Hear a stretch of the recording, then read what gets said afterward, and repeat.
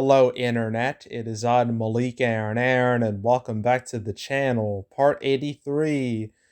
Yep, this series is still going somehow. So this is a real slow one this week, but I found two news items that I thought were interesting enough to talk about. So let's do it. First things first, Hotel Transylvania 4, Hotel Transylvania Transformania. If you don't know already, I've talked about this movie quite a few times on the channel. I talked about how, well, funny enough, this movie had a weird history because, unlike many movies during the pandemic where the release date got pushed back a bunch, this one, for some strange reason, its release dates originally moved up. Like this was supposed to come out in, I think, originally December of this year. Then it got pushed up to August, then July. And that's when everyone assumed it would come out. But then Sony, during the whole, I think this was a little before the Delta variant crisis, mini crisis, kicked in, that they decided to push it back to October. And then Delta variant hit, and they were very hesitant on releasing a family movie during this time because kids under 12, they can't get vaccinated, right, and all that, and that's the primary demographic for this movie, so they thought that that was a death sentence. So they ultimately decided to forego the theatrical release entirely and sell it to Amazon for, I think, $125 million. I think it's over 100 million. And now it has a release date for Amazon, January 14th of next year. Next year. Uh yeah. So that's it for Hotel Transylvania 4. I mean, I can't talk about it ever again because it's a streaming movie now, which this whole thing kind of sucks because I was waiting to talk about it. I was waiting to make a video on it discussing the whole history of the series and how this series has like this weird fandom that I discovered a couple of months ago. But I can't do it anymore. That video is just lost lost to time. It's just it will cease to exist. And yeah, it sucks, but what's done is done. Sony made their decision, even though in hindsight this still could have been theatrical and done okay, but again, what's done is done. But for all you Hotel Transylvania stands out there, you want to watch the movie, you're gonna have to get an Amazon Prime account, and you gotta wait till January 14th. So until that day, you just gotta wait. But yeah, that's Hotel Transylvania 4. So yeah, let's move on to the second and final bit of news.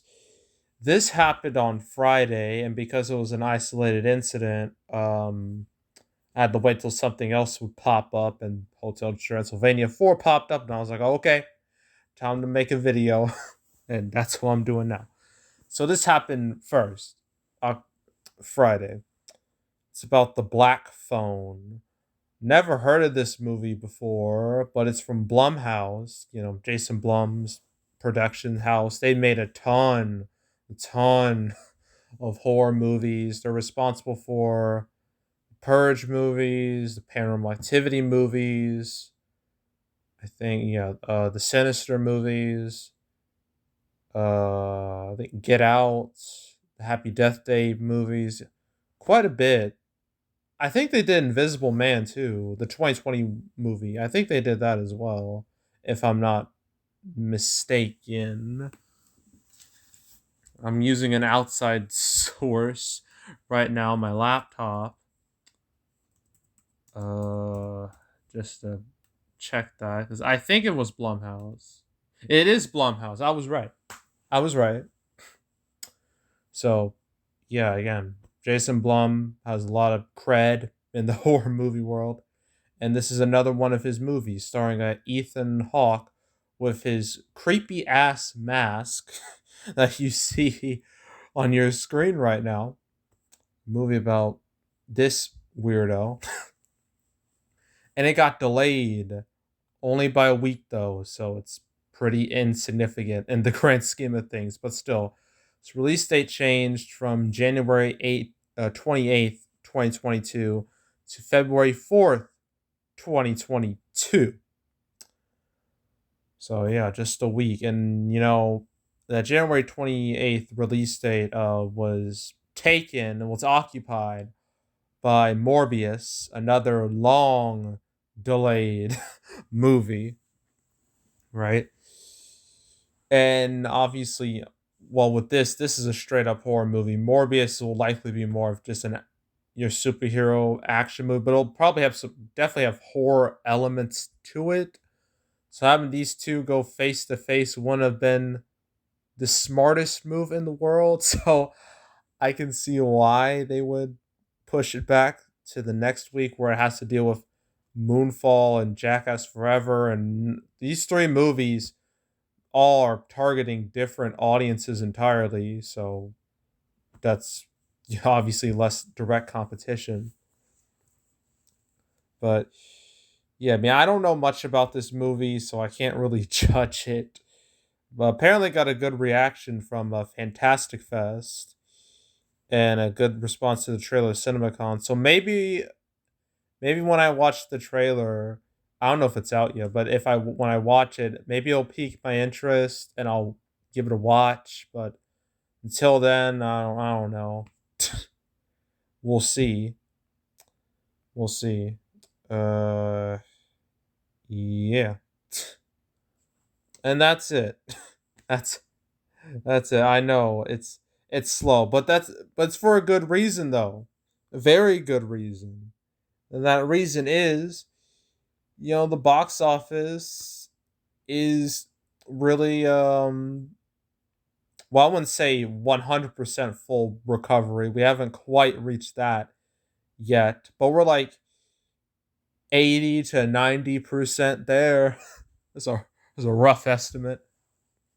I mean, just look at the box office for Shang-Chi. Look at the box office for Venom 2. Hell, look at the overseas box office for No Time to Die after one weekend. Like, things are on the upswing. They are going great right now. I mean, sure, we have bombs here and there, but yeah, things are definitely probably the best since shoot. Uh, I'm gonna say late 2019 at least. Like we've reached those type of numbers again with like big movies. Venom 2 making 90 million opening weekend, easily the biggest since Star Wars: Rise of Skywalker. But that was 177, so of course it'll be worse than that. But besides Star Wars and Frozen 2, I forgot about that too. It didn't make close to Joker money, and Joker was one of the biggest phenomenons of the 2010s. So yeah, we're doing fantastic, all things considered. So there's no real reason to delay movies because of the pandemic anymore. That excuse isn't as strong as it once was. So I believe that's why we're seeing a lack of delays now, because the box office is there. People are showing up to these movies. So what's the point of pushing them back even further? It would make no sense. It would only do more harm to the movie. But yeah, but I guess you never know. Things can always go backwards. Things can always go the other way. So I guess now it's time to play that game. What will happen next? Oh, that's really really hard because well, October is set in stone. November is set in stone pretty much. Same goes for December. The rest of 2021 is set in stone. I don't see any of these movies moving anywhere, especially since a lot of these movies have marketing. They have marketing. I mean, No Time to Die, obviously. That has marketing. Halloween Kills, Last Duel, Dune, Ron's Gone Wrong, Last Night in Soho. I think Mouthful of Air has some marketing. I don't know about Antlers. I don't know about that one. My Hero Academia, that doesn't even need marketing. Its fans know when it's coming out. It does not need marketing. Then there's Eternals, Clifford. Well, they'll probably restart its marketing campaign real soon.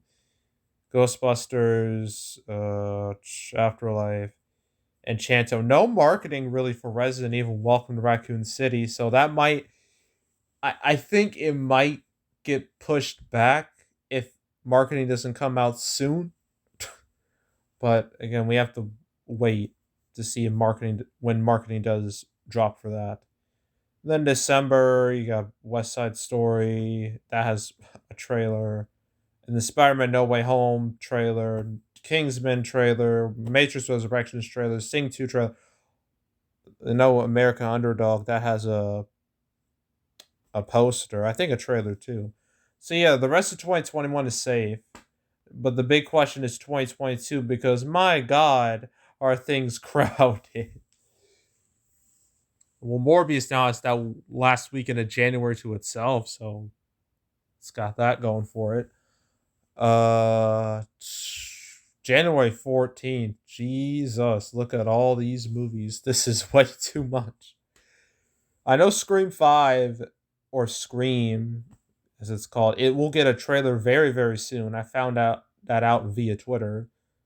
So that shouldn't go anywhere, but like I feel like I've said this plenty of times that some of these movies in these super crowded weekends, it'll be more ideal for them to move out of there and pick an empty slot in the calendar to, just take advantage of it, succeed for 1 week before getting eaten alive by a blockbuster movie. Like that's gonna happen with the movie that opens between February 18th and the 4th. Well, really, on the 25th, because then you have to deal with Batman, and then April 29th you can open there, but then you have to deal with Thor with Love and Thunder. Then August 5th. Why is no movie picked August 5th? That's weird. Why won't they? That's an open spot. Like pick it. Like I don't get it. And then September 2nd is free. October 28th is free. December 2nd, 9th, they're free. Like pick it. Come on, these are open slots. Like take advantage. Like if you want to succeed on your own, just take advantage. Like how hard is that to do? Like uh, I don't know. And but plus John Wick 4 and Top Gun Maverick, is that showdown even going to happen? Will they allow that to happen? I I sincerely doubt it. But crazier things have happened in the past, so we'll see. But yeah, most of the stuff that I'll cover in the future will likely deal with 2022 rather than 2021. So yeah. Yeah. Anywho, yeah, that's it. That's all. Make sure to subscribe, like this video, leave a comment, turn on notifications, share the whole drill. Want to check out more videos like this? Got playlists on the homepage of all previous canceled videos I made up to this point. Including this, there's 83 episodes. Man, it feels like such a wild roller coaster ride where we had a lot of peaks and valleys, ups and downs. And I feel like we're at that point where the canceled series will become far less frequent than it once was. All right. We're not going to be having multiple episodes a week like we did in the past. But yeah, if you want to watch any of the past canceled episodes I made, that way you're just up to date on all these movies, especially the ones you're looking forward to. You can go right ahead. There's also box office predictions where I predict box office for movies this weekend. No Time to Die. We got a lot to discuss when it comes to that movie. Then the next weekend, Halloween Kills and Last Duel, and then Dune and Ron's Gone Wrong. Dune's going to be another interesting one.